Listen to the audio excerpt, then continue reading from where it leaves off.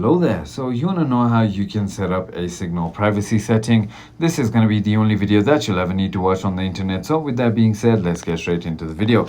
Simply go ahead and open your Signals application. I hope you've already installed it and logged in into your account. Now all you need to do is tap on your profile icon on the top left and click on settings. Once you've done that, simply go ahead and click on privacy down here. And now these are the couple things you can set up. So you can hide screen in-app switcher. You can screen lock if you want to after some kind of minutes. You can also make payment locks right over here, as you can see, and also face ID and stuff. You can also go ahead into advanced, and as you can see, you can go ahead and make a censorship circumvention, and you can also go ahead and turn on a proxy if you want to, just for the address. You can also always relay calls right over here, which is going to be avoiding revealing your IP address to your contact.